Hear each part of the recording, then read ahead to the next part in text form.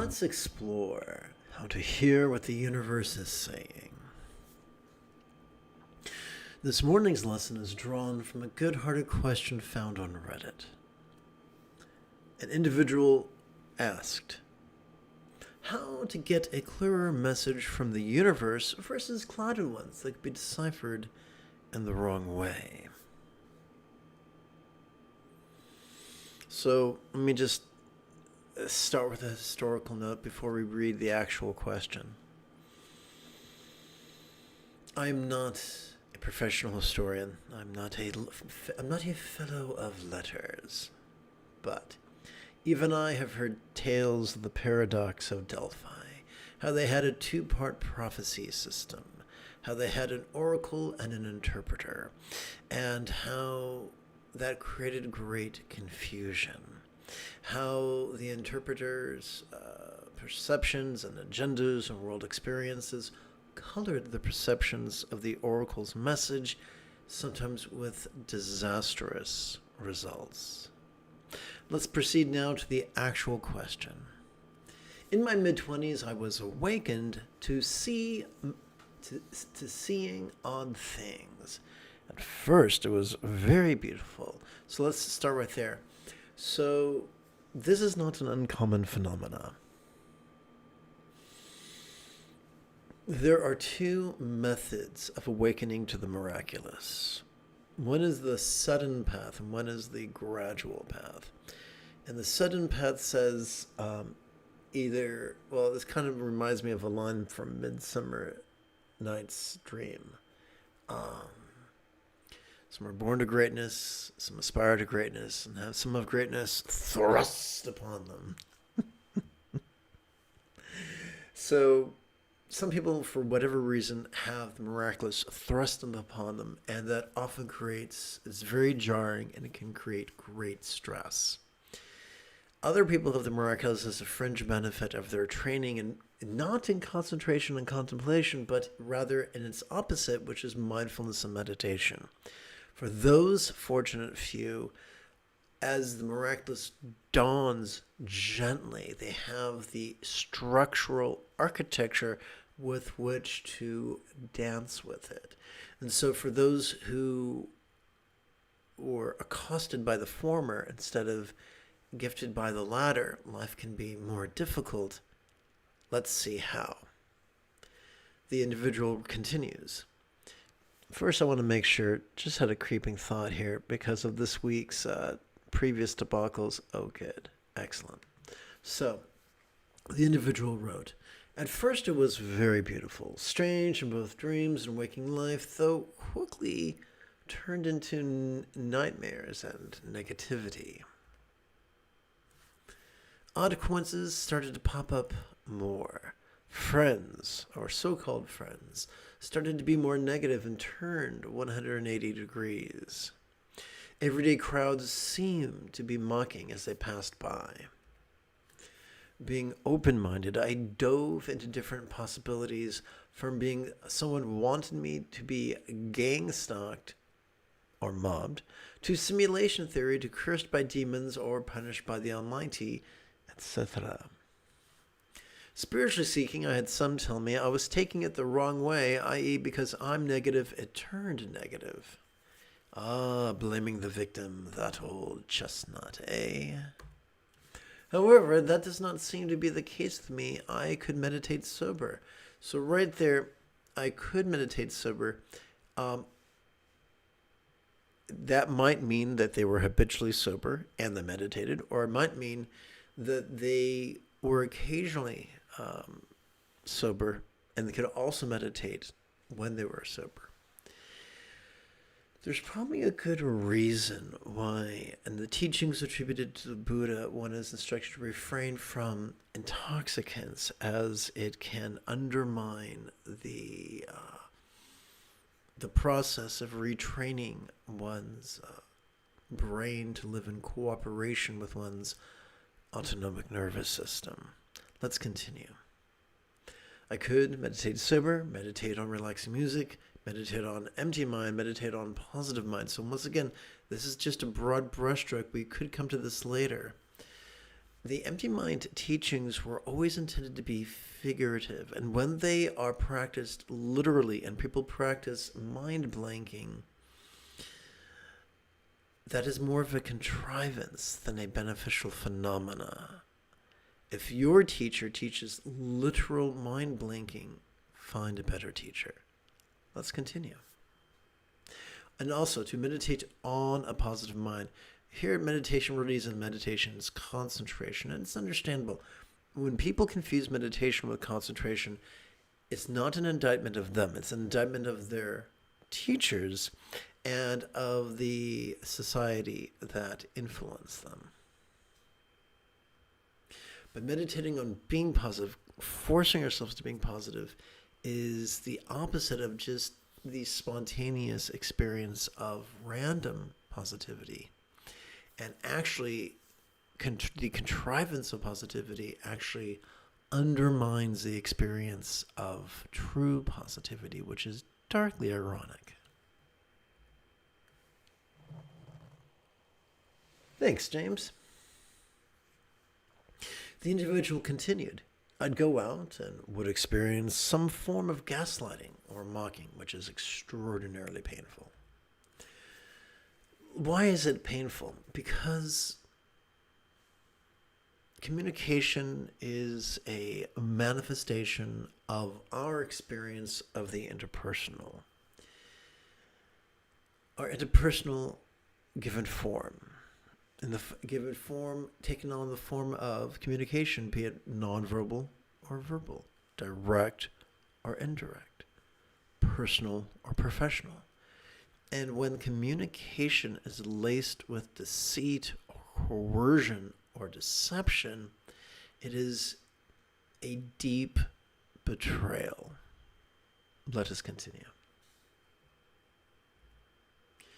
Just one case. Example, let's say I go into this section of Reddit looking at meditation. Next day, someone at work, a neighbor or school mate, would over-exaggerate a yoga pose, then laugh while looking in my direction.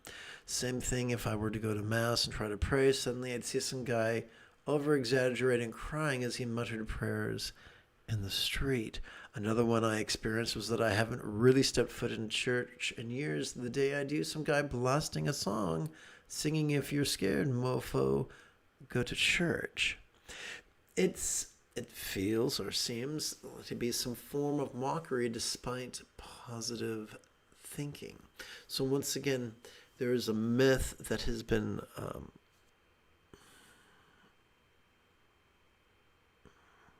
thrown at us, that if we're just positive enough, if we contrive positivity, life will be amazing. So there are two paths we can walk, on the path of the Buddha or the path of the Buddha's wicked cousin Devadatta, where the Buddha was flexible, loving, laid back, egalitarian, lucid, cooperative, and kind. Ha ha ha. His cousin was the opposite, rigid, fearful, controlling, elitist, cryptic, competitive, and even cruel. As Hamlet said to his mom, "I must be cruel to be kind." And yet by the play, spoiler alert, they both were dead. So, Sturgeon's Law reminds us 90% of everything blows, and not in the fun, tingly way. Therefore, it should not surprise us, although it could break our heart, that 90% of the teachers out there are more like Devadatta than the Buddha. And so a lot of the advice we get, like contrived positive thinking, is completely different than being laid back the way the Buddha recommended. We'll get more into that, but this is important to keep in mind. The people who come up with the power of positive thinking are typically fearful and dissatisfied with what life has given them so far. They want something different. They want something they hope is better. And so like a drowning man grasping at straws, these people will cling neurotically and rigidly and frighteningly to the idea that if they're just positive enough in thought and word and deed, then everything will be okay. I can't tell you how many deeply neurotic actors espouse that, or how many deeply erotic salespeople espouse this? No, not all salespeople and not all actors are neurotic, but there are a lot of them. And these people are easy marks for people who sell this sort of stuff. Beware. It does more harm than good. Let's continue. The day I quit smoking cigarettes, I came across a film featuring a scene with a guy in a white suit. Was it Guy Lombardo, the recurring character from SCTV, played by the same guy who portrayed Count Floyd? I think so. Let's continue. I then drove to buy some food and see a guy dressed in a white suit smoking a cigarette, sneering at me. But still, I want to know, how did these messages get corrupted or clouded, and how to clear my line again? Maybe he meant mind. So here is my agenda. We're going to start with broad brushstrokes.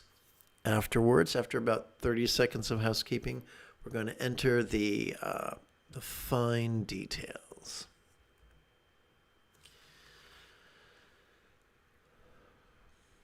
The part of our brain that is capable, the part of our central nervous system that is capable of the contrivance of choosing the positive, is completely different from the part of our brain, part of our central nervous system that's capable of practicing mindfulness.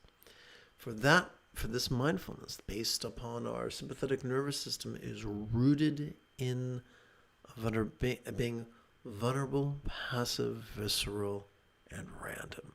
The opposite of contrived positivity. Let's talk about paranoia. I am not a psychiatrist. I am not an MD. I am not a PhD. I'm just a meditation teacher. Over the years, I've worked with different people. One person I've worked with on and off for many years was a chronic user of cocaine, and he definitely spoke as if he was paranoid. His perceptions and his analysis of his perceptions definitely smacked of paranoia. And when I conferred with professionals, they concurred.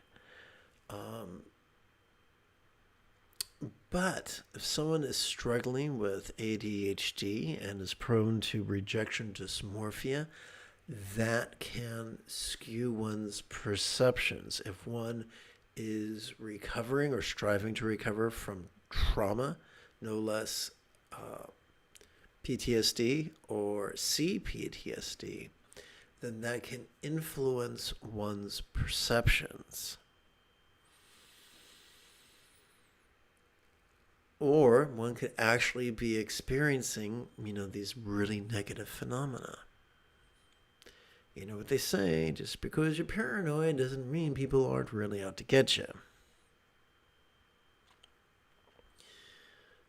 So the question is, how do we remedy a vast ocean of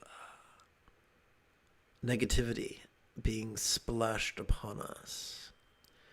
Do we make ourselves rigid like the prow of a ship? Do we fight against it? Or do we flow in vulnerability and ease?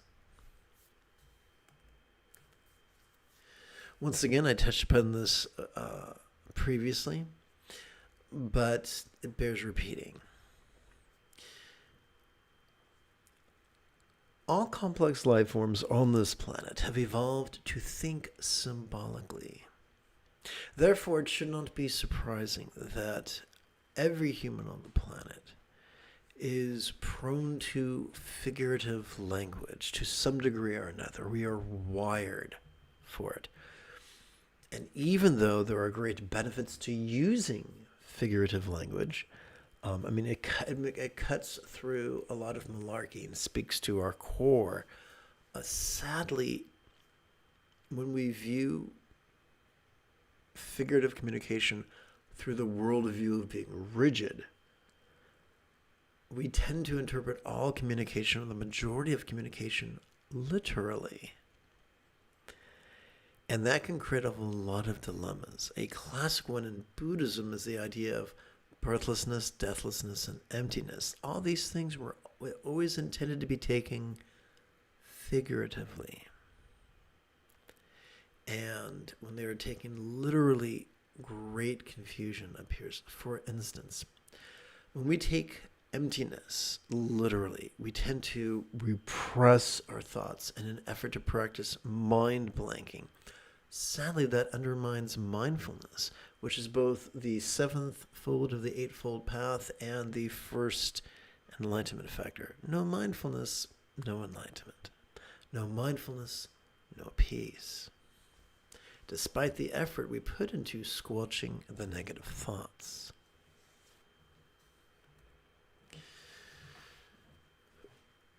The panacea, the cure-all, is the flow state. Described as flowing with the Tao, or described as the effortless effort of the sixfold of the Buddha's eightfold path, as seen through the lens of being laid back. It is a fringe benefit of our training, or correct training, in mindfulness and meditation. It is the key to, number one, spontaneously experiencing the most accurate interpretation of the signs we are receiving, and a way of ensuring our future signs will be perceived with greater accuracy and clarity.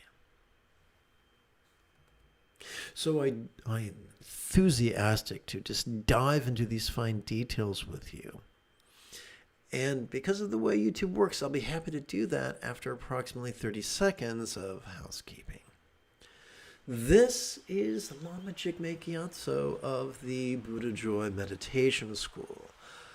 For more than 30 years, I've spent about 8 hours a day, almost every day, studying, practicing, mastering, and reverse engineering the teachings and techniques of each sect of Buddhism so that you would not have to. Welcome, my friends, to Meditate Like a Jedi, which is made possible due to the generosity of viewers just like you.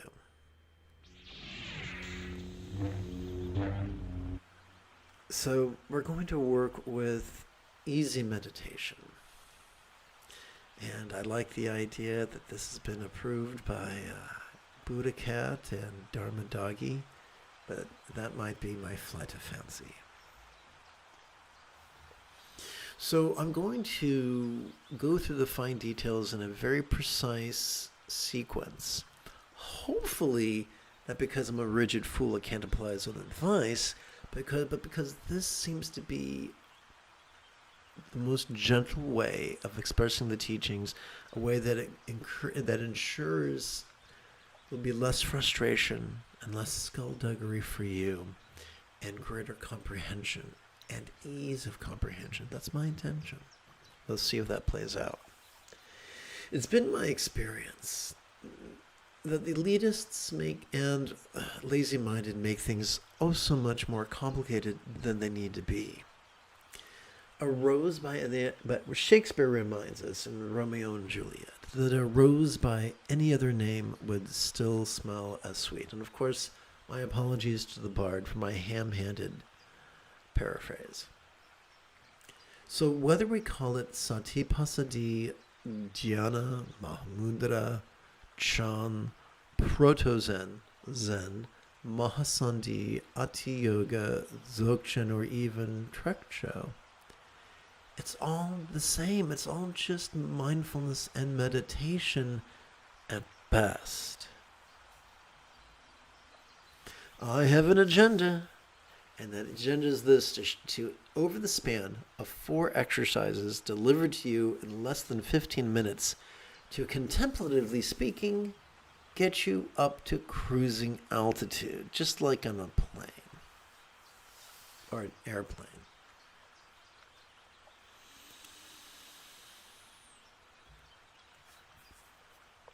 In preparation for our first 4 exercises, allow me to introduce you to the Buddha's Eightfold Path, which oddly for me, the entry for this is the 7th fold, which is weird, but it's mindfulness. So we can view mindfulness through the lens of neuroscience. And no, I'm not a neuroscientist. I don't have letters after my name. But I have had the good fortune to listen to neuroscientists. And this is what I've gleaned from them. Every time we breathe in, whether we know it or not, whether we mean to or not, we are accessing our sympathetic nervous system. No, it is not found in the 3-pound supercomputer between our ears. Rather, it is ensconced within the thoracic or ribcage region of our spinal cord, despite the liberties this particular graphic artist took with his diagram. It has not evolved to support the either extreme of mind blanking or active concentration. Instead, it has evolved to support our practice of perception, that we might perceive vulnerably, passively, viscerally, and randomly, which is the most useful way to perceive in a true life or death situation. When in trouble, when in doubt, the mysteries of biology always only makes sense within the context of evolution and natural selection. It has been said that vulnerability is the price of perception. Perhaps that is why the 2 entities comprising this archetype of meditation are classically depicted as naked. Well, you might say, if we're not supposed to actively concentrate, then what's going to define our relationship with our breath? Good question. We could relate to our breath the way a piano student relates to their metronome. As we breathe in, we could silently and mentally recite the clunky 12-syllable phrase, perceiving this very turbulent play of mind. And as we notice our medulla oblongata at the stem of our brain causing us to exhale, we could recite another ungainly phrase, relaxing into mind's non-graspable nature. Now, I'm not sure about you, but I sure have difficulty pronouncing that consonant D. That double consonant just knocks me out. So if I look like I'm straining as we go through this, I am. I'm trying to get my tongue to hit that D.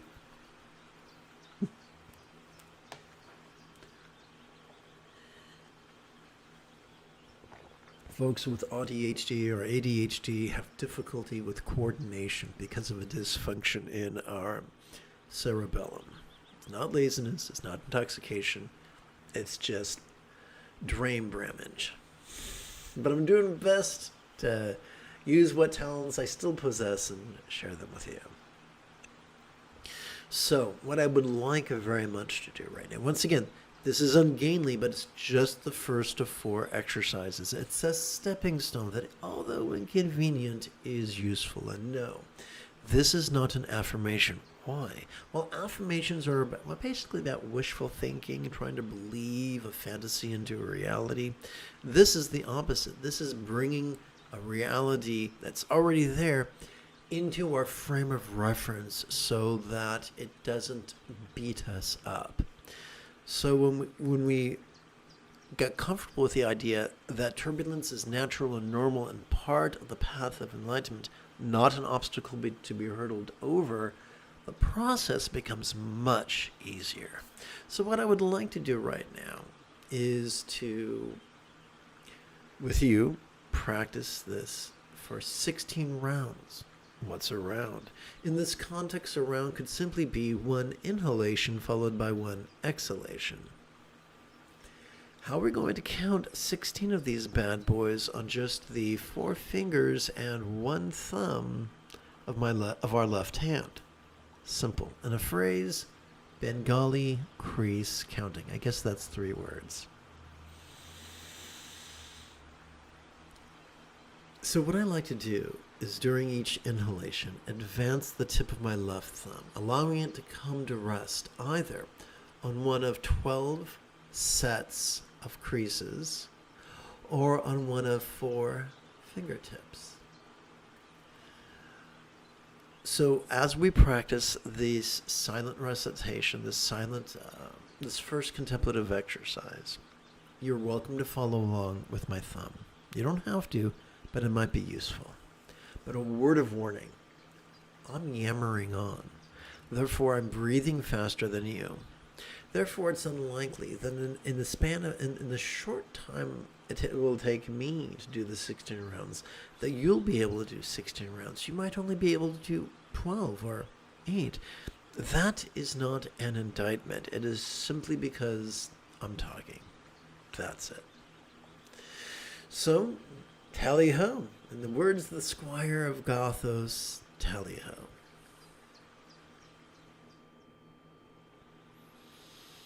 So, together let us silently and mentally recite, perceiving this very turbulent play of mind, relaxing into mind's ungraspable nature, and let us silently and mentally recite it in harmony with our spontaneous cycles of breath.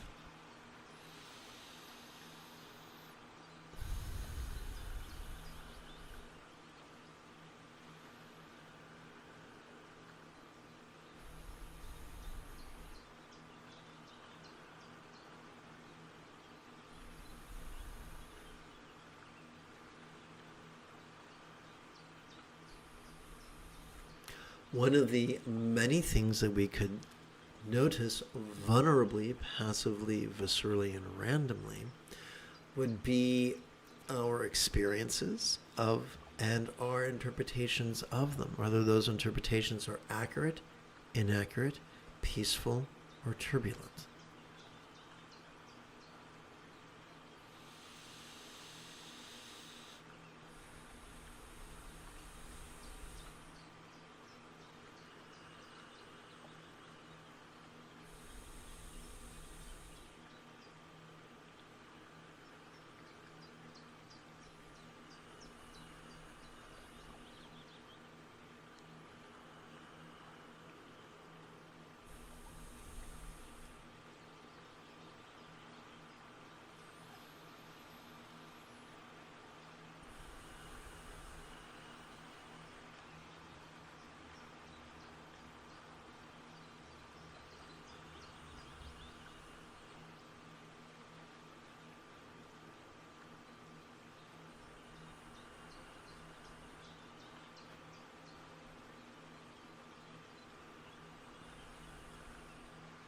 In the time and place where the Buddha lived and taught, Bengali crease counting was common.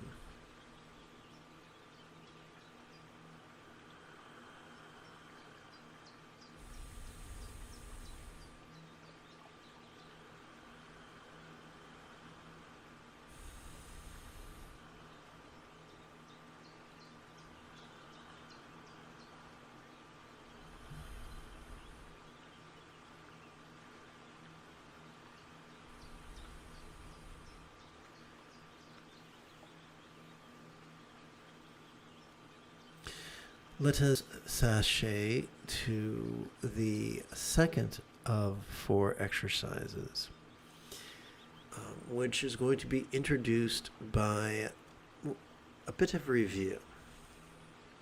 So every time we inhale, we're wired to perceive. What are we wired to perceive? We're wired to perceive sights, sounds, sensations, flavors, scents, and the like. We are also wired to perceive emotions, intentions, thoughts, memories, and imaginings. Some of the things we perceive could be external, some could be internal, some could be pleasurable, some could be painful. Some could be interesting, some could be boring, some could be glorious, and some could be grotesque. No, it's not our job to decide what to notice. Remember, our perception is wired to be vulnerable, passive, visceral, and random. Now, a natural reaction is that, well, after I've done that, how would I cope with all the raw sewage that I've noticed? The answer is meditation, which is the eighth fold of the Buddha's Eightfold Path. No, ironically, it is effortless. The meditation the Buddha taught is simply to extract the Buddha's teachings from the Iron Age in which they were first shared and explain them now in the Silicon Age in which we dwell.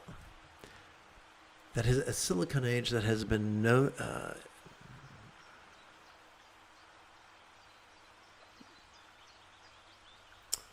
there's a word I'm looking for, not notified, but anyway, informed. That has been informed by the imaging studies of based on equipment that have been made available the last 20 or 30 years. We now understand that every time we exhale, whether we mean to or not, whether we intend to or not, whether we notice it or not, we are accessing our parasympathetic nervous system. It's also ensconced within the spinal cord, but this one is ensconced within the lower lumbar region and the tippy top of the cervical region. Thus, this parasympathetic nervous system supports both physical relaxation as well as mental release. Every time we relax into our exhalation, whatever we noticed during our previous inhalation could begin to feel less graspable. Now, as I mentioned during the opening lesson, all complex life forms on this planet have evolved to think symbolically. So let's sprinkle in some figurative language. When we relax into our exhalation, whatever we noticed during our previous inhalation could begin to feel as if it was as non-graspable as a vast, empty void. Now, any English teacher worth their salt will remind us that a simile is only as effective as it is relatable. So what is a real-world example of a non-graspable, vast, empty void?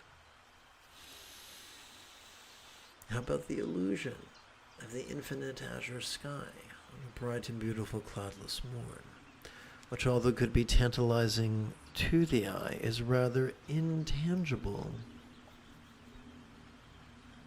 to our hand?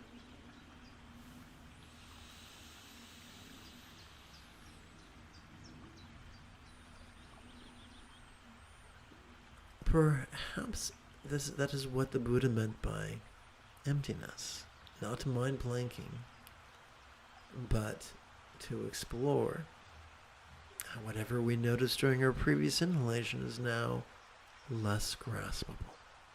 Perhaps that is why these two individuals comprising this meditation archetype are portrayed as being translucent and as non-graspable as a rainbow.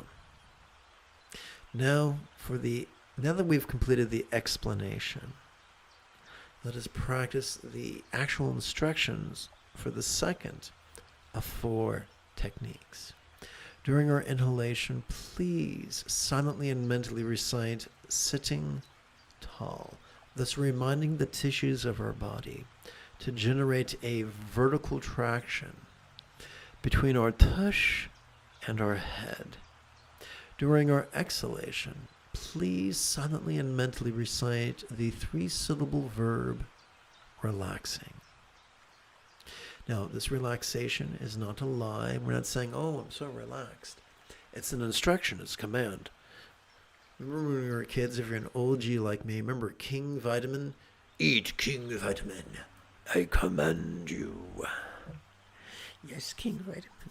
Of course.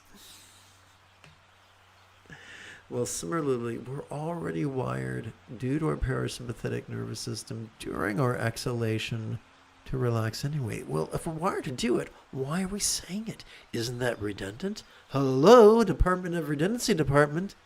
I'm glad you asked. The 3-pound supercomputer between our ears can be likened to a child, precocious, enthusiastic, and a little bit silly. And left to its own devices, it can drag us hither and yon.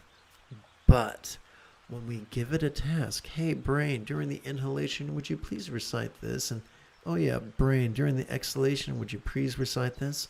Then all of a sudden it begins to align with the functions, the factory installed programming latent within both our sympathetic and parasympathetic nervous systems, which is pretty cool.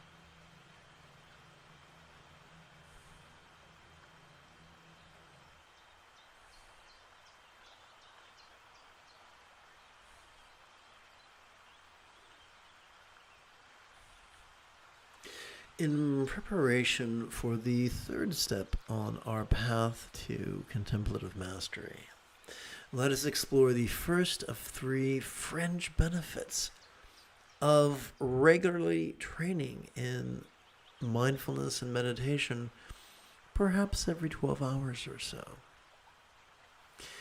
What is this fringe benefit? You can guess. It is loving kindness, which comprises 50% of the Buddha's Eightfold Path. Oh, how many pseudo-intellectuals have resorted to reductionism and say, well, all the Buddha really taught was non-attachment. Love is attachment, therefore, come be a denizen of Oscar's trash can just like me. No, thank you. I'll pass. Come, let us behave in a manner as to give neuroscientists gas pains. We're going to do the old bad news, good news bit. When we rely upon the medial prefrontal cortex to actively concentrate, and when we rely upon the dorsolateral prefrontal cortex to actively contemplate. Of course, I'm no expert in the brain. I'm just relying upon the experts I have pestered. Ah, yes, the great celestial Nunnik at your service. When we do this, our blood pools, collects, gathers, coalesces at a hunk of meat at the base of our limbic system, described as the amygdala, which functions as the seat of both anxiety and aggression. Think Barney Fife on crack. Barney Fife on cocaine.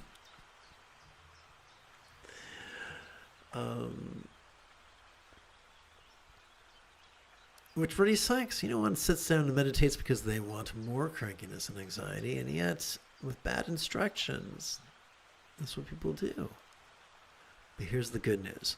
When we replace our practice of active concentration with the passive mindfulness that relies upon our sympathetic nervous system, and when we replace the active contemplation that relies upon the passive meditation of our parasympathetic nervous system.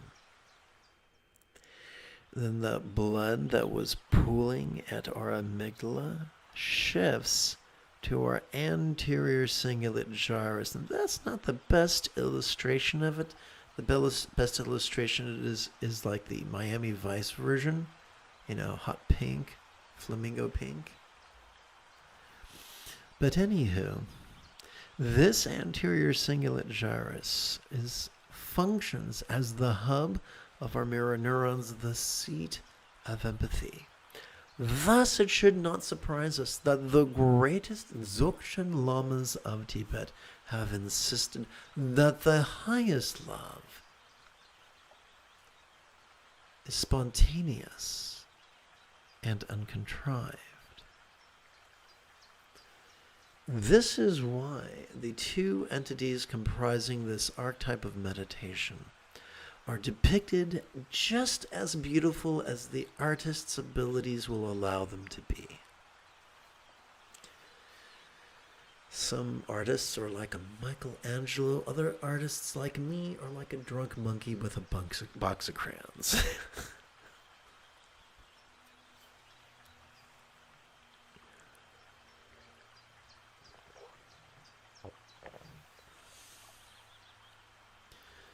So, we don't need to contrive positivity. When we contrive possibility, when we concentrate positivity and force ourselves to reason why life is really awesome and we're fortunate and we should feel grateful, this is what happens right here. We become residents of Amygdala Town, population cranky bastard. But when we practice Dudism, when we like the little Lebowski, are laid back and relaxing, then we can experience the grooviness that we all desire.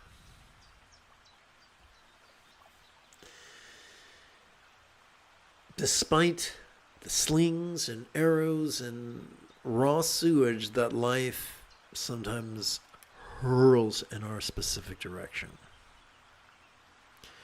Therefore, during our inhalation, let's kick back and watch the antics of mind as it perceives, emotes, intends, reasons, recalls, and imagines, while silently and mentally reciting, notice this. During our exhalation, let's relax into mind's non-graspable nature as silently and mentally we continue to recite the three-syllable verb relax. So you might notice I look like I'm disassociating when I'm saying the word mind. It's because I'm actually trying to find the exact square centimeter on my tongue to use to form the sound D. Oopsie, because this part of my brain doesn't work quite right, and I don't necessarily have the tongue coordination to speak like a big boy. Ironically, even though I treasure sobriety, I often sound intoxicated just because I've got a very unique, what's it called? Cerebellum. So, let's practice.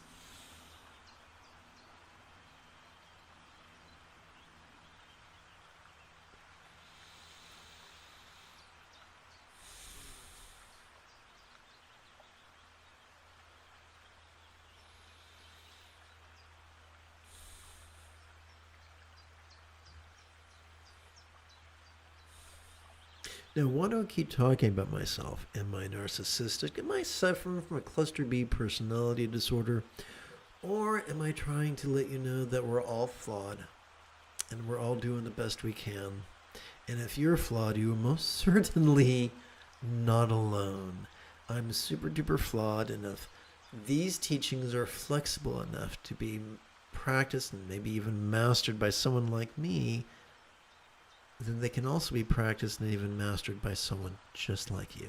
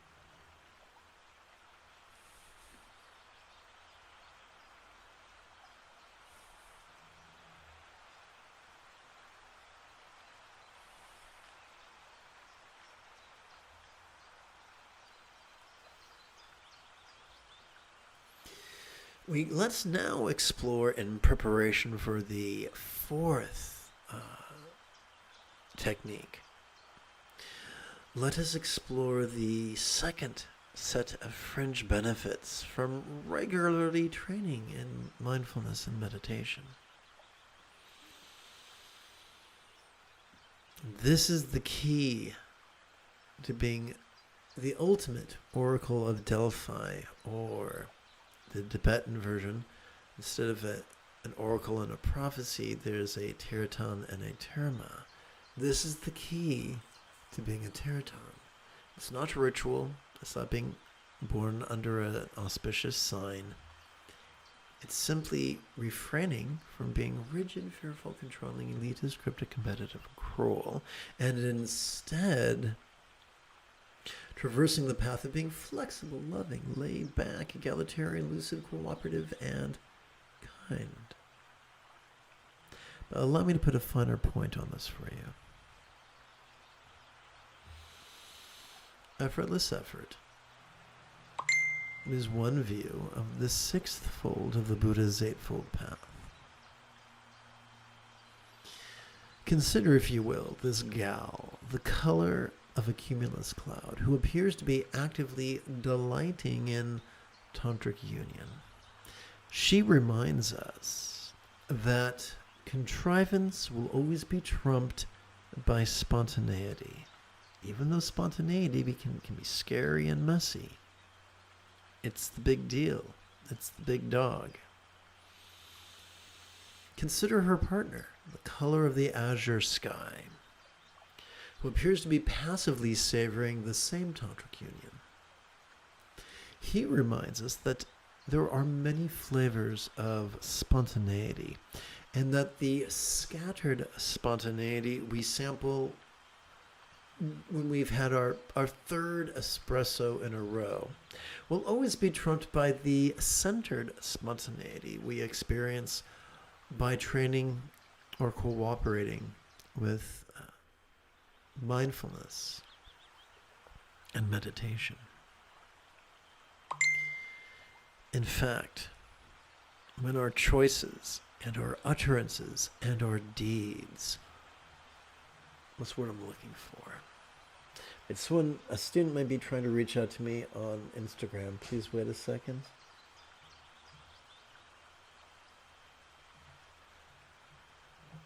Okay, let's see here.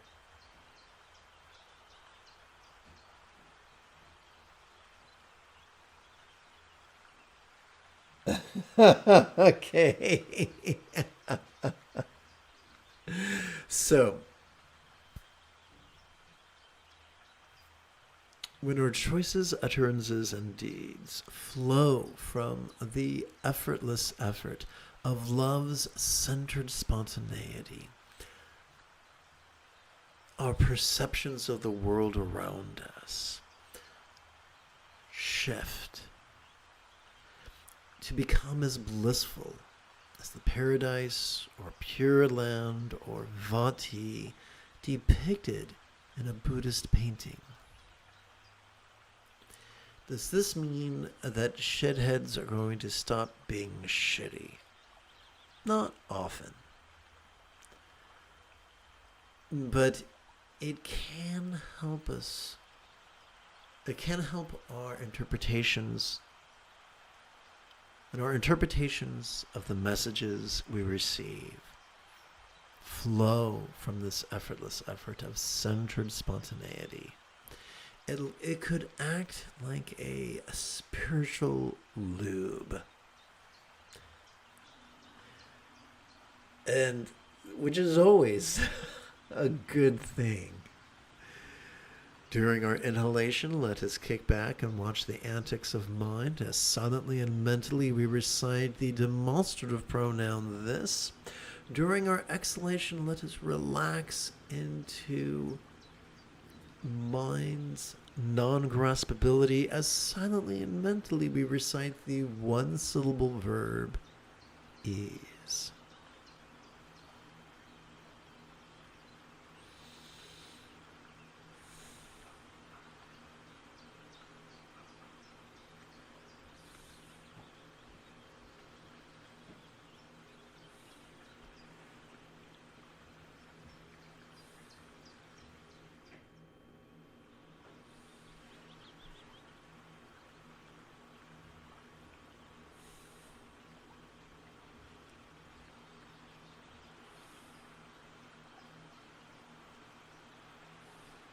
Let's return to intoxicated meditation.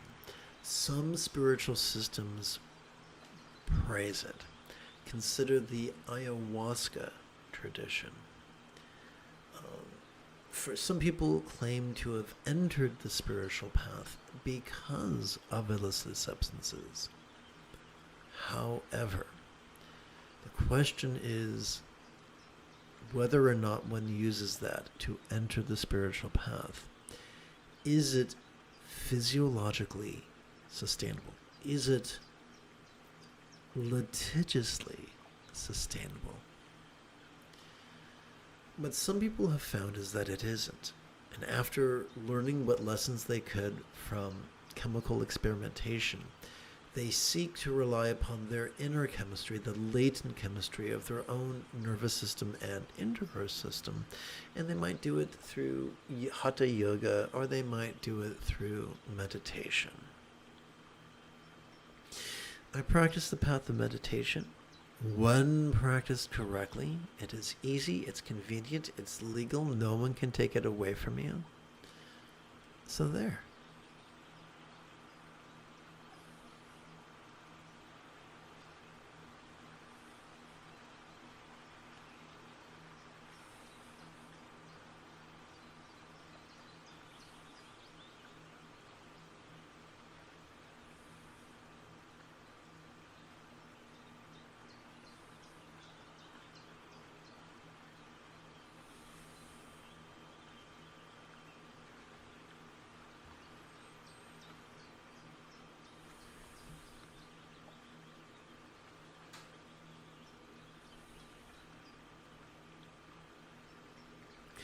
On a personal note, people with exacerbated ADHD should not muck about with ayahuasca and the like, because we are prone to psychotic rage that we euphemistically refer to as meltdowns. Personally, my whole life has been defined by me trying not to be a psychotic monster. And what success I have in that endeavor is due largely to me being honest with my limitations. We ignore our limitations at our peril. And if our limitations harm others, then we must not ignore them at all if we are to traverse the path of love. A tale is told by Kelsey Grammer.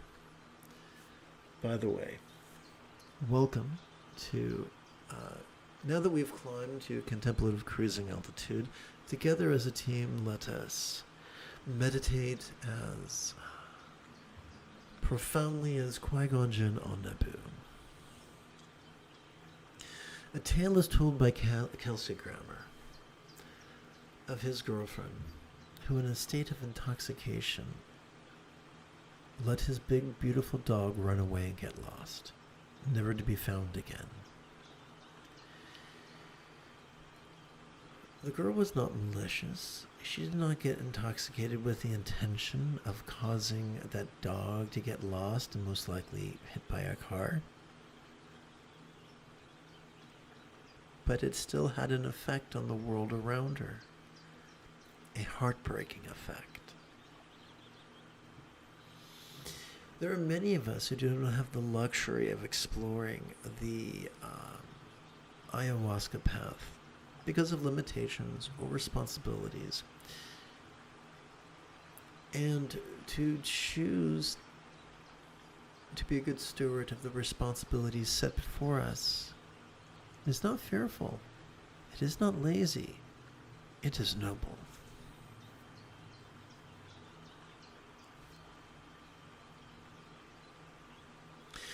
So now you know, well, there's one more thing, I suppose. The third fringe benefit of regularly training in mindfulness and meditation is this: a mastery of the first fold of the Buddha's Eightfold Paths right view of impermanence. Check this out. Every time we breathe in, we're wired to notice all manner of things that are always changing. They might change very, very subtly. They may change very, very suddenly. Our sights, sensations, sounds, flavors, scents, and the like are in constant flux. How much more so our emotions, intentions, thoughts, memories, and imaginings. This is not a flaw, this is a feature in our evolution. It is integral to the survival of ourselves and our ancestors. Allow me to illustrate. With the changing of the seasons, we see the impermanence of a year.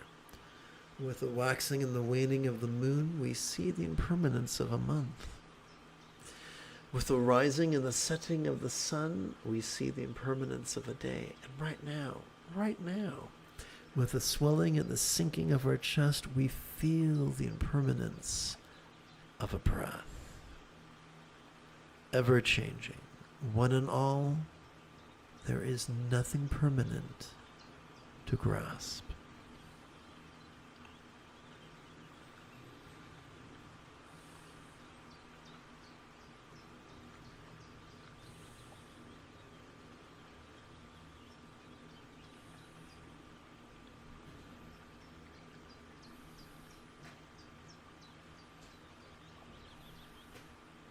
At this point, you are armed. Apply what you've learned this morning. And before you know it, you could enjoy mastery that is not only superior, but effortless. Mastery that will allow you to dance and partner with the universe in ways heretofore unimagined. Now, I mentioned the fact that there is mental training and physical training. Because most of us were not born in Iron Age India. Most of us are not accustomed to sitting cross-legged upon the ground. So we have to be gentle with our bad selves. We have to progress gently and incrementally and gradually.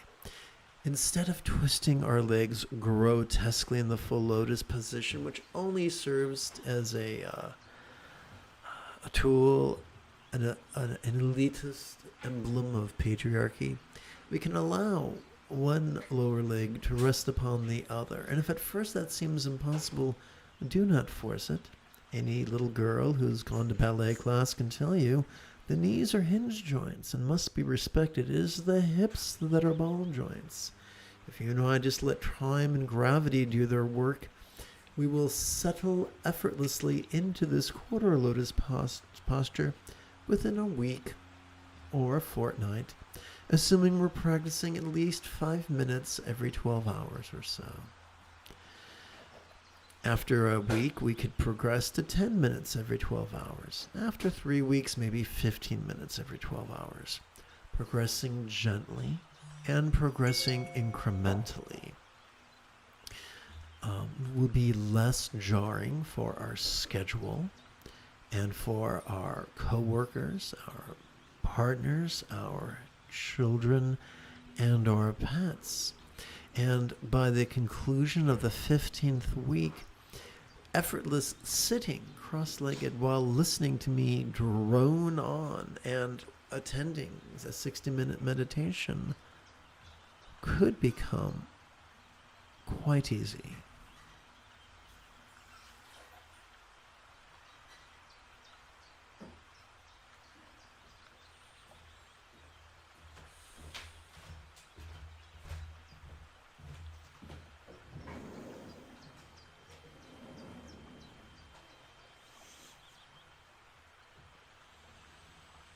No problemo, James.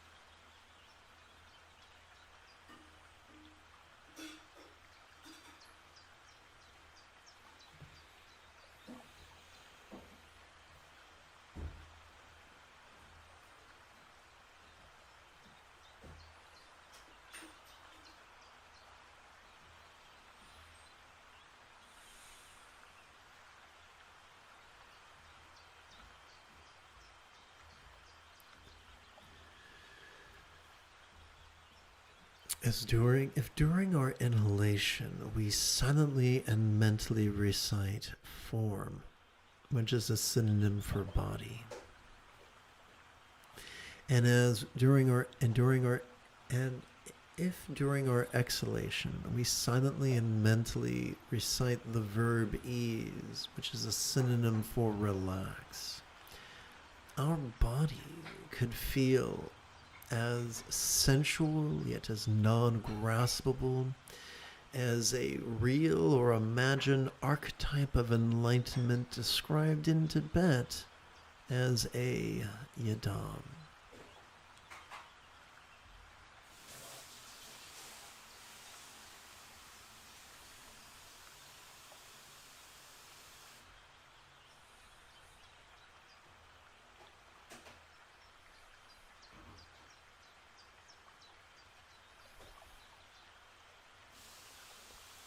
If during our inhalation we silently and mentally recite mind, and if during our exhalation we silently and mentally recite ease, our experiences of perceptions, emotions, intentions, thoughts, memories, and imaginings could feel as clear yet as non-graspable as a Buddha's mind symbolized by a one-syllable mantra comprised only of light.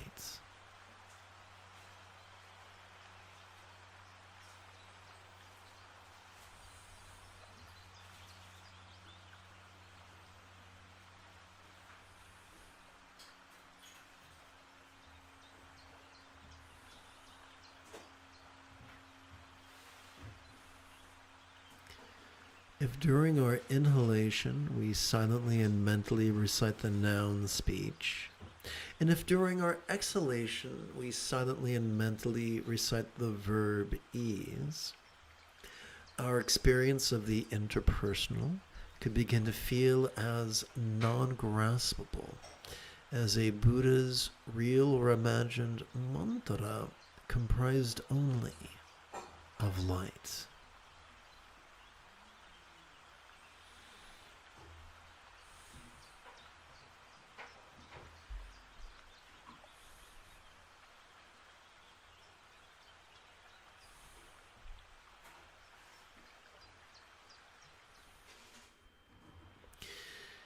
During our inhalation, we silently and mentally recite the noun lot. And if during our exhalation, we relaxingly recite the verb ease, we silently and mentally recite the verb ease, our experience of circumstances could begin to feel as if they were as non-graspable as a Buddha's real or imagined paradise or pure land or vati, comprised only of light.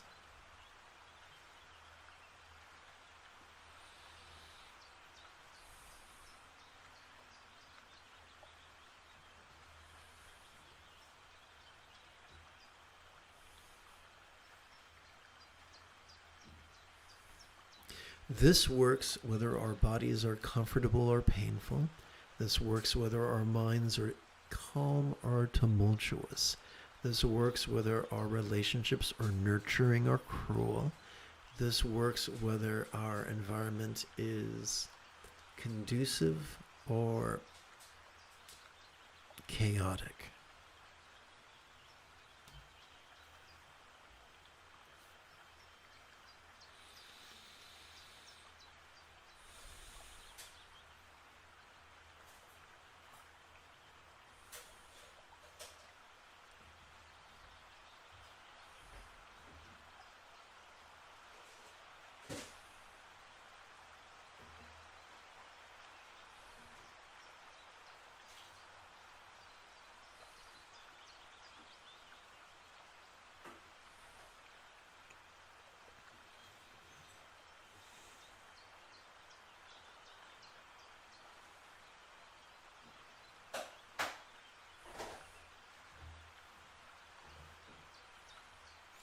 If you are materialistic, there's nothing like kitty cat chaos to rid you of that notion. Zoomies, the antidote to materialism. What's that? You like this tchotchke? Well, I'll just have to push it off your etage while holding your gaze.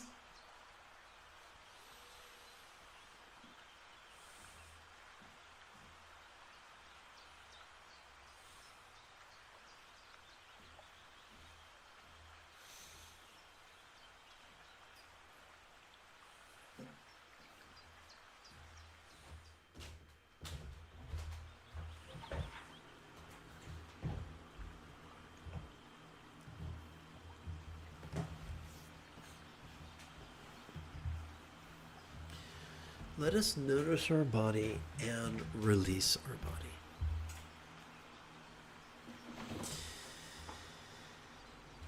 As we relax into our exhalation, whatever lower abdomen we might have noticed during our previous inhalation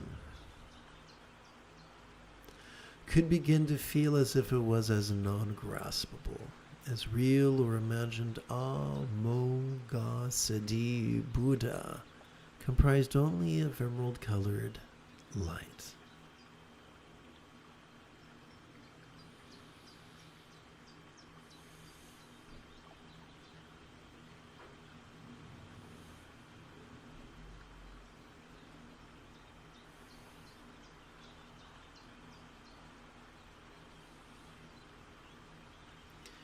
As we relax into our exhalation, whatever region just behind our navel we might have noticed during our previous inhalation could begin to feel as if it was as non-graspable, as real or imagined Ratnasambhava Buddha, comprised only of gold-colored light.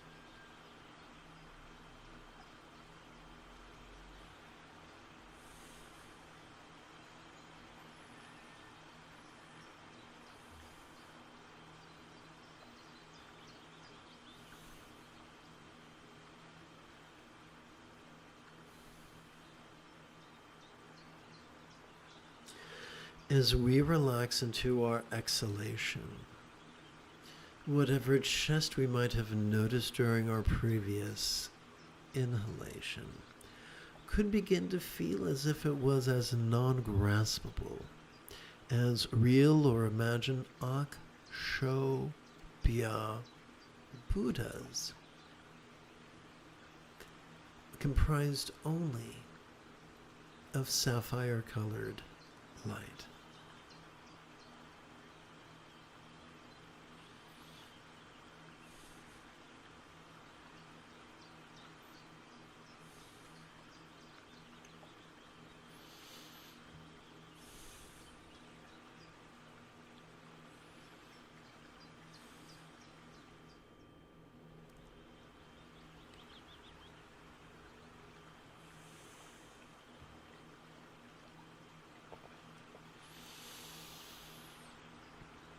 As we relax into our exhalation, whatever crown of our head we might have noticed during our previous inhalation. Whoops, I skipped something. Sorry about that. As we relax into our exhalation, whatever throat we might have noticed during our previous inhalation could begin to feel as if it was as non-graspable, as real or imagined Amitabha Buddha, comprised only of ruby-colored light.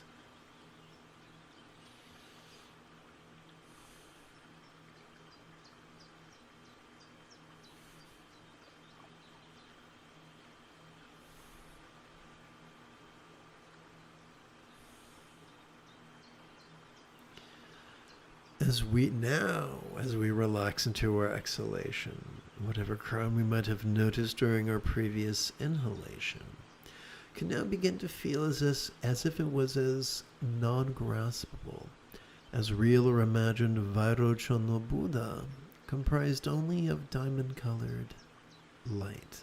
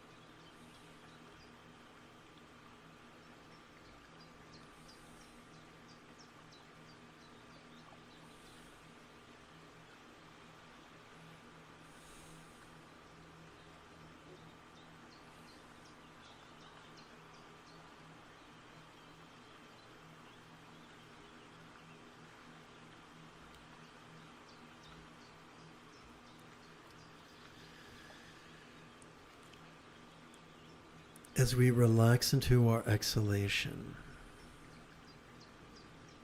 whatever wind element we might have noticed during our previous inhalation could feel dynamic yet non-graspable.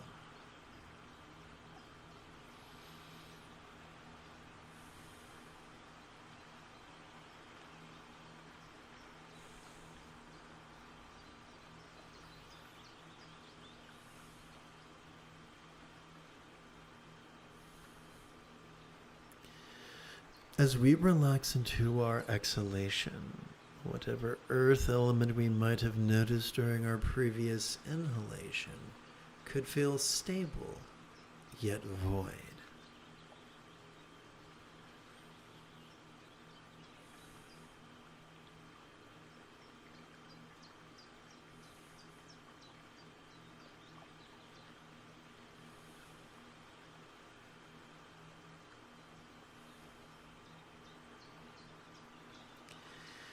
As we relax into our exhalation, whatever water element we might have noticed during our previous inhalation could feel moist, yet void.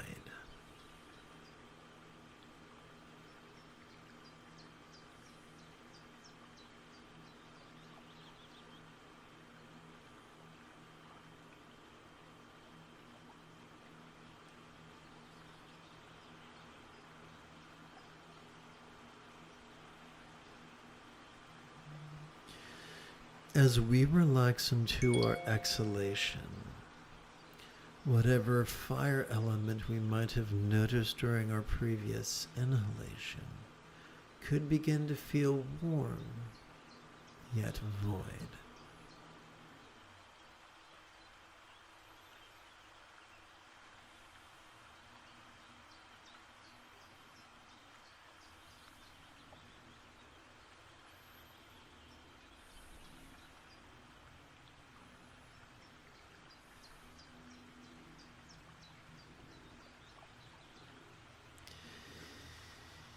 As we relax into our exhalation, whatever space element we might have noticed during our previous inhalation could feel spacious, could feel vast and void.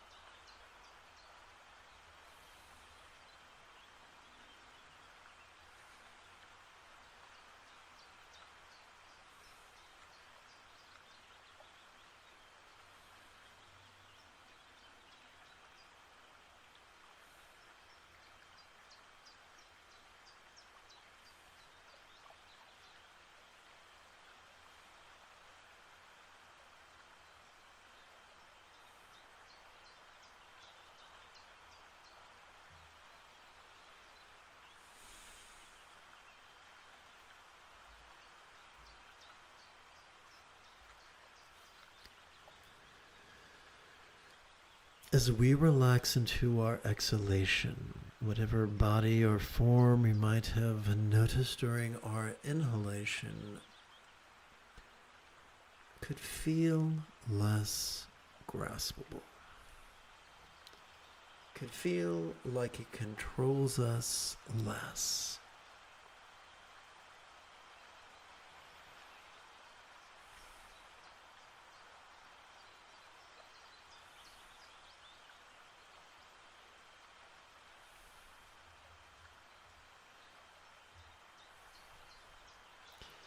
As we relax into our exhalation, whatever feelings of pleasure or pain we might have noticed during our previous inhalation could begin to feel like they control us less.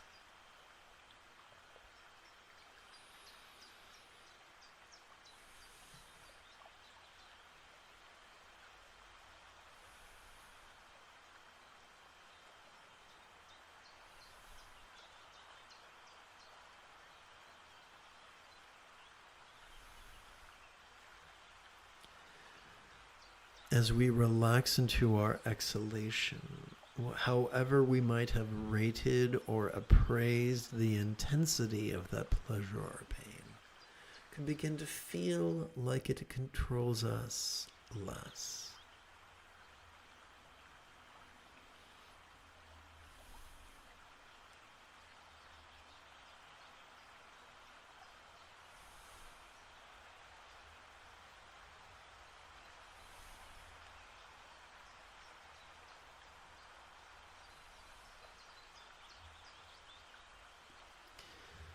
As we relax into our exhalation, whatever instinctual drives to fuck or feed or fight or flee or faint or fawn we might have noticed during our previous inhalation could begin to feel like they control us less.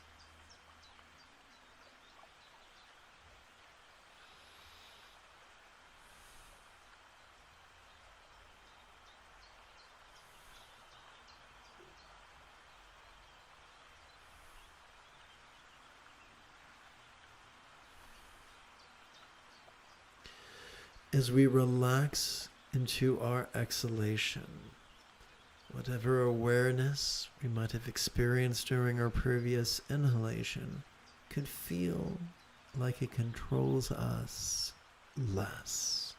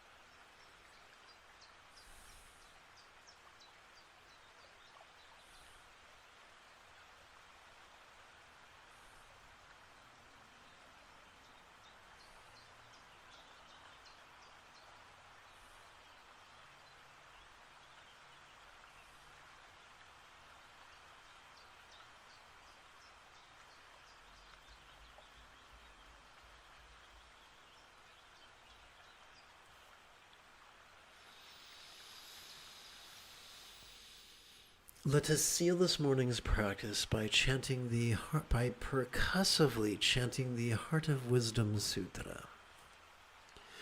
It is said that Avalokiteshvara and archetype of compassion and letting go while moving in the deep peace of the perfect understanding of awareness and release. Shed light on the five aggregates and found them to be equally empty. After this realization, he made peace with all pain. Listen, Shariputra, form is emptiness, emptiness is form, form does not differ from emptiness, emptiness does not differ from form. The same is true with healing, appraisal, impulse, and awareness. Listen, Shariputra, all phenomena are marked with emptiness. They are neither produced nor destroyed, neither corrupted nor purified, neither increasing nor decreasing. Therefore in emptiness there is no form, no feeling, no appraisal, no impulse, and no awareness that once perceived cannot be released.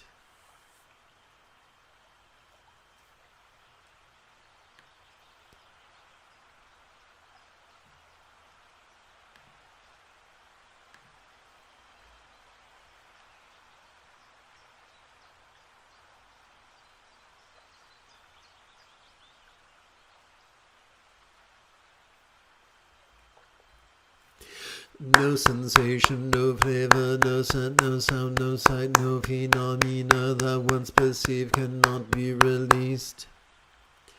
No body, no tongue, no nose, no ears, no eyes, no mind that once perceived cannot be released.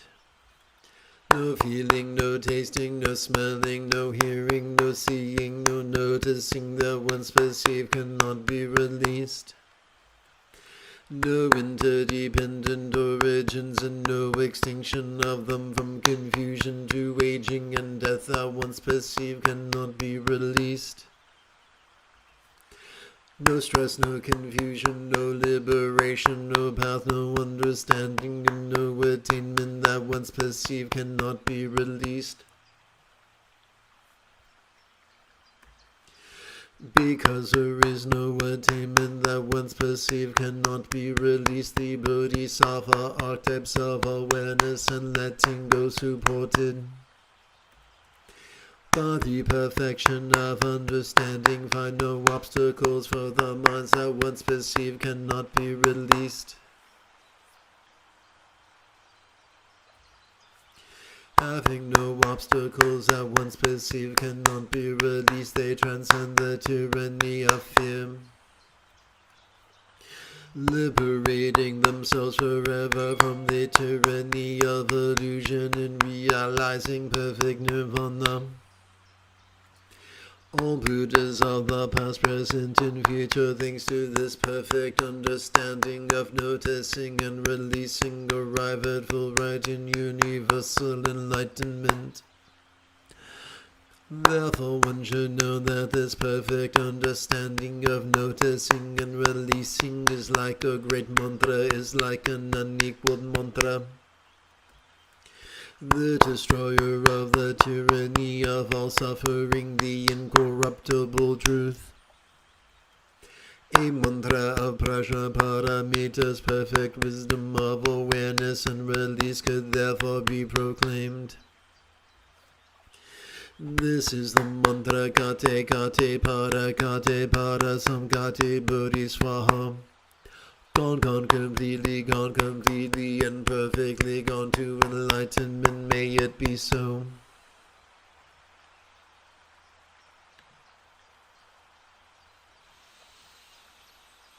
If you feel that I have earned it, you could give this live stream a thumbs up. You could even help support this channel. In approximately 10 hours, I would very much like to return to lead today's evening meditation class and group practice. And if you are as geeky as me, may the Force be with you always.